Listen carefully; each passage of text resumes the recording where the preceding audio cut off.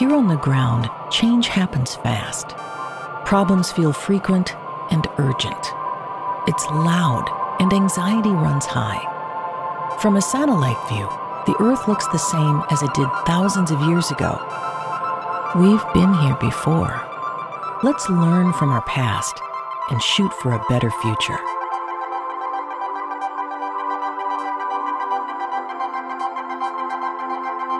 Hello and welcome to this week's episode of A Satellite View. I'm Todd Mickelson, your host, speaking at you from Monday, February 23rd, 2026, in the space and time continuum. And again, so many things to talk about. I think I've been switching the last couple of weeks to Monday for different reasons, but this week I decided to switch to Monday instead of Sunday because so many things end up happening on Monday mornings. And today is no different. Not to mention things happening Sunday and Sunday night. Let's go way back to Wednesday, which seems like 2 weeks ago. Les Wexner, he, I think, is the Victoria's Secret CEO or something like that. I think he also had modeling agencies. The survivors say that Les Wexner was the main money provider for Jeffrey Epstein. It's said that we would not have Epstein Island or the Epstein airplane without Les Wexner's money.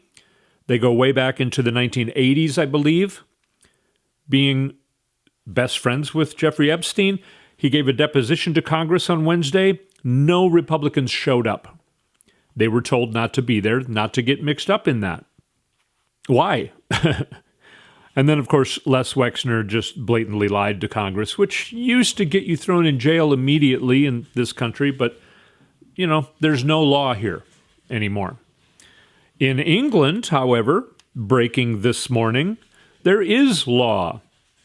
Peter Mendelsohn, the guy who was the ambassador to the United States from Israel, not Israel, the UK, he was arrested this morning for his ties to Jeffrey Epstein. He stepped down from the ambassadorship a couple months ago, maybe, and now he was arrested. Let's go back even further to, say, Tuesday. I was going to play you a clip, but I'm just going to tell you about it now. David Frum, who's an old white dude who has been a person who's on MSNBC a lot. And I thought he put it very well about why these Epstein files are so potent with the right wing. He said this isn't just an issue. This is a religion to them. It's ironic, of course, that the QAnon, Pizzagate thing, by the way, there are code words for sex with underage children in the Epstein class, you could say. One of the code words is pizza. Love to get me some pizza. Pizzagate. Do you remember Pizzagate from 10 years ago? Well, it seems like QAnon was right about all this stuff that we thought sounded crazy, human sacrifice, murdering, torturing of little children. And apparently it's true. It's just that it wasn't Hillary Clinton. It was Donald Trump and Jeffrey Epstein and Peter Mendelsohn and a long list of people. So the right wing is turning against Trump now. It's pretty incredible.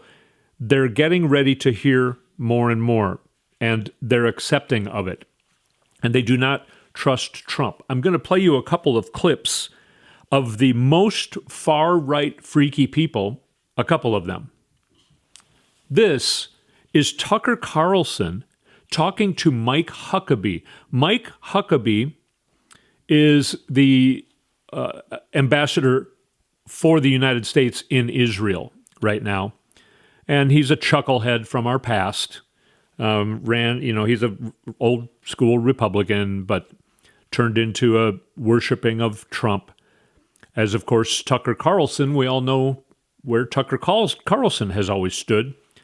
This is Tucker Carlson talking to Mike Huckabee. Many questions for the Justice Department, like why are millions of Epstein files still classified? Why do you think that is? I have no idea. I haven't kept up with that. I've never met the man. I don't know him. You haven't kept up with the Epstein disclosures? I mean, only from a distance. I'm 6,000 miles away from D.C. these days. Wow. So that's Tucker Carlson asking about the Epstein files. And Mike Huckabee basically said, I don't follow that kind of thing. Let's go on. The current president of Israel, current president, who I know you know, President Herzog, Know him very well. apparently was at Pedo Island. That's what it says in the disclosures. And of course, we know that the former prime minister, Ehud Barak, was living on and off at Epstein's house. So still living high-level Israeli officials are directly implicated in Epstein's life, if not his crime. So I would think that you'd be following this. Only I was not aware that there was any connection with President Herzog. I would be surprised to hear that, and knew there was about the former prime minister, who apparently had a lot of dealings with Epstein. Business dealings. And by the way, I'm not alleging anything, but I mean, it's in the Epstein files. And I don't know that I've heard the current president of Israel respond to it, but he is listed as a visitor to Pedo Island. So that's kind of a big deal. I wonder, considering there are so many suggestions in the files, as I'm sure you know, of sexual abuse, and given that Jeffrey Epstein was a convicted sex offender, I wonder why the administration you work for would be holding millions of files, which I believe belong to the public, hidden for, quote, national security reasons. What would those national security reasons be, do you think? Honestly, I think you've probably got more access to the White House sometimes than I do. You should ask them. Well, but you're the government official representing that White House. In Israel. And I represent the U.S. in Israel to the Israeli government from the U.S. government. But honestly, nobody has presented that to us. Well, now we have a pretty dynamic situation here. I don't know if you know that or not, but there's a lot going on in this part of the world. And frankly, that has not been top line item. But you're surprised to hear that the current president of Israel, whom you know, is listed as a visitor to Pedo Island. Had never heard that. Never heard it even in the Israeli press. Are you going to ask him next time you see him? I'll be happy to. Talk to him almost every week. Wow. How absolutely humiliating for Mike Huckabee. Now, staying in that zone, I'm going to find another clip here. This is Nancy Mace, the absolute, I mean, she seriously seems to have some mental issues, like she needs some help to the degree that you almost feel bad for her. She seems to be really, really, really on the edge. There's a lot of freaky stories about her. But she has always been very Trump. Well, if she was like all of them, they were against Trump, and then he became president, and then they basically worship him. And this is where Nancy Mace lies on the subject of Jeffrey Epstein dying in prison.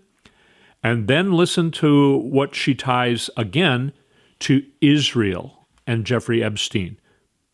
This is Nancy Mace being asked this question on Newsmax, a far right-wing, independent online, quote-unquote, news source. Okay, let me just move on. Do you think Jeffrey Epstein killed himself? I'm sorry, did he kill himself? Do you think he killed himself? Oh, no, absolutely not. What do you think happened? I think he was murdered. And I don't know if it was an intel agency or, what it was. I don't have that information. But I was looking at the photos of his jail cell last week on my flight home from session. The thin sheet that was like, an inch wide, 2 inches wide, it was like 3 times the width of somebody's neck. I don't know how you hang yourself on your knees. And where are the photos of him hanging himself? Those did not exist in the files either. And, the data from the video cameras was erased. And all of a sudden, just a few days ago, a week or two ago, there's all of a sudden video of something orange going up the stairs toward his jail cell that we didn't know about. It's all too suspicious. I don't believe he killed himself. Okay, do you think that he was a foreign asset, or do you think perhaps even a domestic asset, and that could be why he was taken out in prison? I think if it's possible, he was a dual agent. And I think it's possible he was an agent, dual agent of Israel and also the CIA. I wrote a letter to the CIA, I believe it was yesterday. I believe that the CIA is in possession of documents that Congress should have access to, as to should the American public. I think this also goes beyond sex trafficking. Yes, this was a global sex trafficking ring, but I kept my letter broad enough to include possible arms deals, possible, money laundering and other monetary schemes, financial schemes that I believe Jeffrey Epstein may have been involved in. That information should be public. I want to see every single passport that he has under every single pseudonym. Those documents are somewhere and they haven't been released to us. So that is Nancy Mace talking about that she thinks that Epstein was murdered. She also thinks that the CIA was intertwined with Jeffrey Epstein. If you remember last week, me talking about Brad Edwards, a lawyer for some of the survivors, was told by Epstein's body man, Igor Zinoviev, or something like that, a very Russian-sounding name. Brad Edwards was told to back off by Epstein's body man, and also that body man told Brad Edwards that 8 different times while Epstein was in prison in 2009, he sent this body man to Langley, to the CIA, got information from the CIA and delivered it to Jeffrey Epstein while he was in prison. The story is being formed, and also tied in with all of this, then, the Jeffrey Epstein dying in prison. This is an email unearthed by Aaron Parnes yesterday. It is from June 11th, 2020. I'm a U.S. attorney in the Eastern District of New York and am working on an investigation into the death of an inmate at the Brooklyn prison.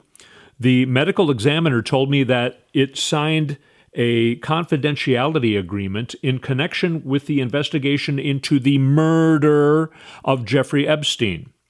We're hoping to extend a similar agreement, and I wanted to see if you could share the agreement and a boilerplate version of it. They want to basically do that, and they're trying to open up.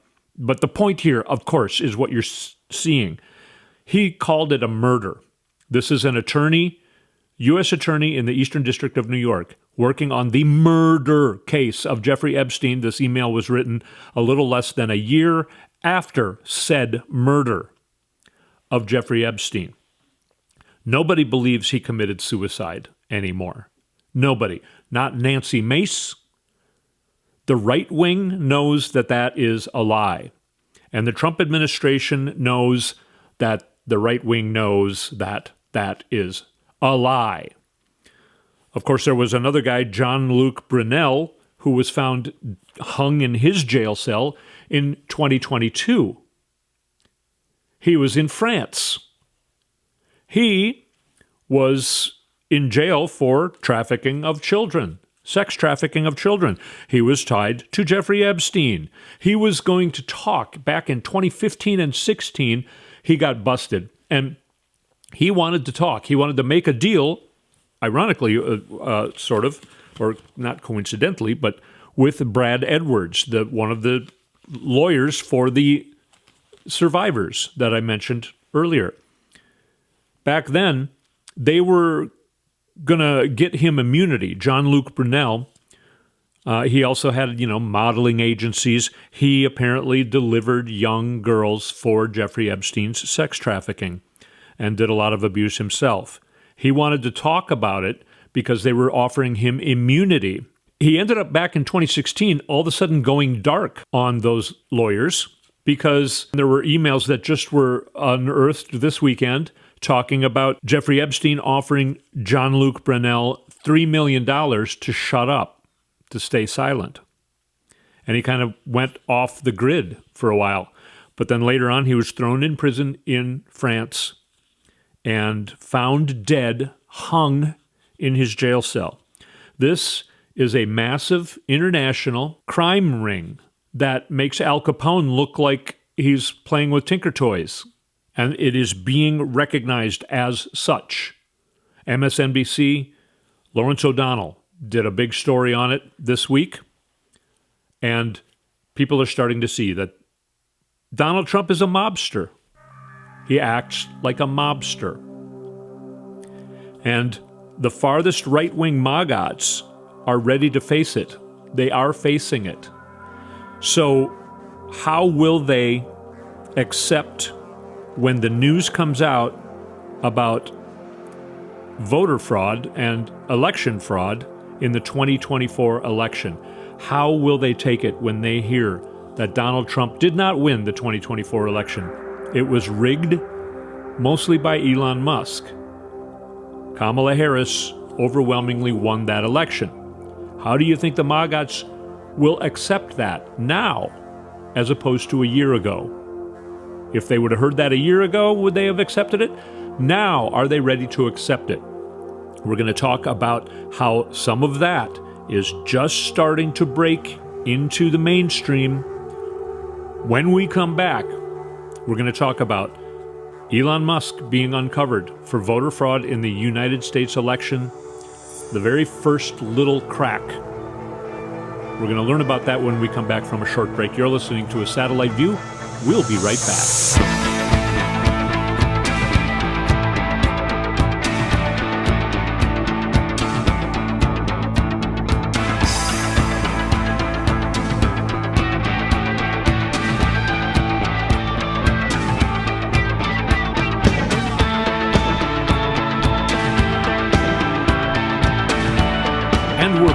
On A Satellite View, find our website, satelliteviewpodcast.com. Go to YouTube and search for Satellite View Podcast. You'll find our YouTube channel. Subscribe. It's free. Let's get back into what's going on. This is something that broke over the weekend as well.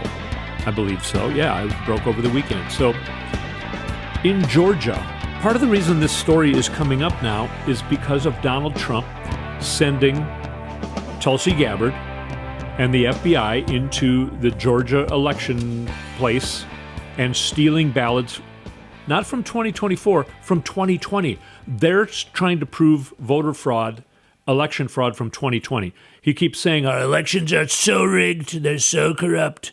Well, then how did you win, motherfucker? Huh?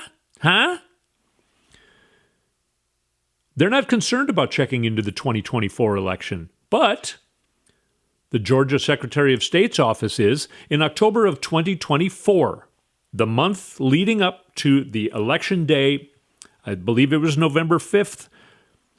So this is October of 2024. The Georgia Secretary of State's office launched an investigation after receiving numerous reports from residents across several counties saying they'd received partially pre-filled absentee ballot applications from Elon Musk's America PAC. This is according to John Fervier, the state elections board chairman. The actual election officials in Georgia are worried about Elon Musk committing election fraud. Highly illegal what he did by sending these fake ballots partially filled out, trying to fool people into thinking that all they have to do is do this and not vote. Highly illegal. Nowhere on those fake ballots was it written that this is not a government document. Another thing that's highly illegal. Elon Musk breaking the law and committing election fraud in Georgia. Now, we know that he did a lot more than that, but I think this is going to be the beginning of this. I think it's the beginning of the election fraud news. It's unfolding way too slow, but it is beginning to unfold. And I think that's pretty huge. And I think it's going to turn into something that's pretty huge. And it's not happening until MAGA, not everybody. It's not happening until everybody's ready to hear it. So maybe it going way too slow is a good thing. All of this stuff is unfolding and people are having to digest this. It's pretty incredible. Another thing that happened in Greenland. This is Donald Trump doing things, and then being discovered. In Greenland, a nuclear submarine surfaced because a United States soldier, I believe it's a soldier, but a United States military guy was sick and dying on this submarine. Nobody knew the submarine was there. It's not supposed to be there right off the coast of Greenland. Greenland took that military personnel into their hospital and helped him out, saved his life for free. Because medical care in Greenland is free.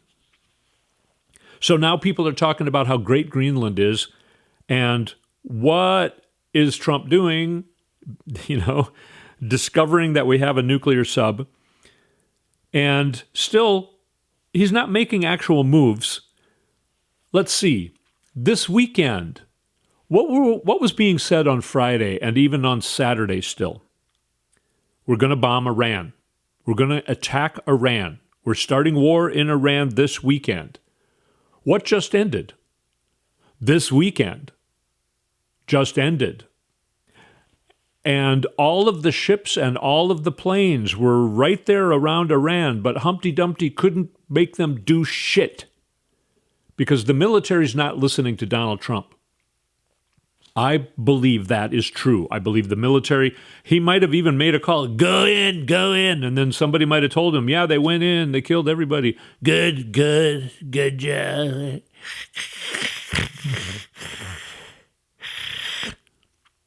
Because, of course, another big part of the news is that Trump is so obviously getting sicker and sicker. His dementia and his physical being. I mean, every morning I'm surprised that he's not dead of natural cause, or not natural cause, but, not dying because of assassination. By the way, another would-be assassin apparently jumped the fence at Mar-a-Lago. He had a can of gas and a shotgun, so I don't know what his plan was, but he's dead now, so we're never going to find out.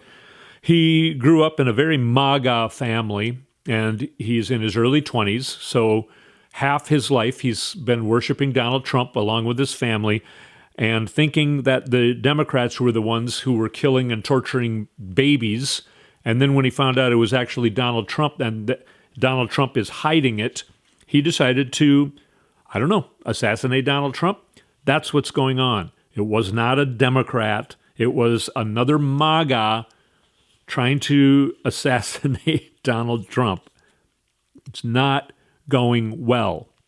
Another thing that Donald Trump did not do in this defunding of DHS, they were going to have TSA stop. I don't even know what they're going to have them do. They're going to be doing something that was going to really mess with travel, especially from overseas. And what ended up happening? They just backed off. So the Trump administration is threatening, and then backing off. That's something that is happening. Kash Patel seems to think he's untouchable. He spent, they're saying like $70,000, it probably was more than that, to get him and I'm sure an entourage of bodyguards and stuff. And he has to be flown on a government private airplane, very expensive, because he's the head of the FBI. And he obviously doesn't think he's going to get fired. He doesn't care what the American people think of him. He doesn't care what Donald Trump thinks of him, because he's got everything on Donald Trump. How many guns are being pointed at the head of Donald Trump? Kash Patel, you probably did hear this part of the news, went to Milan, Italy, where the Olympics are. And everybody immediately said, you can't just spend our taxpayer money to go to the Olympics. He said, I'm not going to the Olympics, man. I'm the head of the FBI, man. I got meetings. I got important meetings in Italy, dude. All right? So shut up. And then, of course, there's video of him guzzling a beer, splashing it around, acting, by the way, like an ape in the locker room with these other, a lot of athletes act like apes, in my opinion. But he's there hanging out with his friends. They put a gold medal around his neck. He's wearing it even though he had nothing to do with earning it. He's acting like he scored the winning goal. Yes, he went there just to hang out and get drunk and watch the hockey game. Another thing about holding guns to Trump's head, Iran. Maybe part of the reason he didn't attack Iran is because hackers have gotten into a lot of information, and the Ayatollah himself said, hey, we have a lot of information about the Trump in the Epstein files, and we're going to release it all if you do anything to us. Maybe that's part of the reason he backed down. So how many guns are at the head of Donald Trump right now? He can't make a move. He can't do anything. But does he even realize that? Because he's so gone. He's living in not the same reality that you and I are. Another thing that broke just this morning, or last night perhaps, Epstein hired private detectives to move computers and photographs to storage spaces across the country. He has plenty of property to store things, but he rented at least 6 different storage places in secret places around the country. The FBI has known about it, but they did not search these places. Do they know where they are? Maybe. Nothing's been done about that. What information is CDs, compact discs. A lot of this stuff goes back to 20 years. He's been doing this for 20 years. Of course, he's been dead for the last, 6 years, 7 years. But before that, starting 20 years ago, Epstein hired private detectives to move computers and to storage spaces across the country. And there are receipts of him paying the fees for the storage spaces, keeping them current for years and years until Nancy Mace thinks he was murdered. Pretty much everyone thinks he was murdered. These are the goings-on this week. Full week again. Prince Andrew, the time bomb formerly known as Prince. Is he going to talk? What about Peter Mendelsohn? Is he going to talk? They've both been arrested now in the UK. Are they going to make a deal? Are Iran hackers going to release information? France, are they going to release information? They're also doing investigations into Elon Musk. Is Elon Musk going to go down? Who else is going to go down? All of them are acting like they're all going to go down. It's getting very, very interesting. This week kind of feels a little bit like a dull headache, but again, all of these things that just most of the stuff I told you about broke over the last 24 to 48 hours. So that's why I'm going to start recording this show on Monday instead of Sunday. And I also want to make I want to say last week I said there was a full moon. It wasn't a full moon. It was the opposite of a full moon. It was a new moon. So it was when the moon eclipses the sun, not the other way around. So my apologies. I got that wrong. There was an eclipse on the 17th, but it wasn't a full moon. It was a new moon. New moon meaning the moon is completely blacked out. And it went directly between the earth and the sun on the 17th. I should stop talking about things I'm not sure of, but I did just want to make that correction from last week because I didn't know what I was talking about then. Why do you listen to me? No, I'm kidding.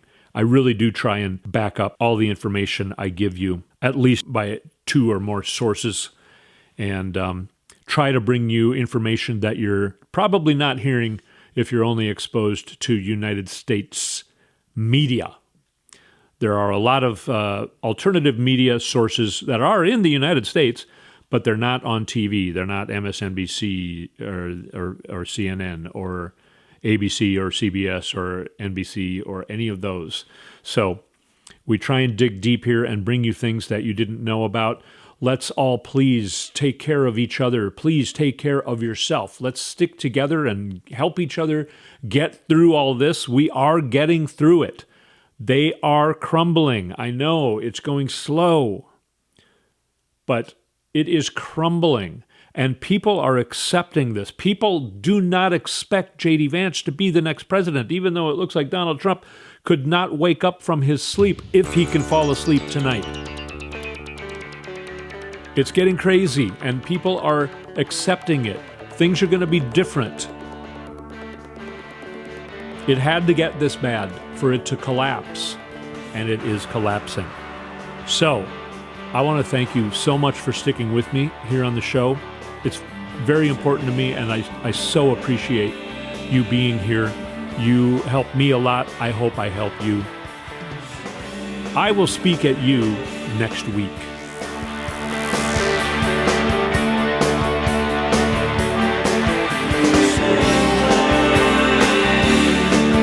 You've been listening to A Satellite View with Todd Mickelson. Go to toddmickelson.com for links and more information.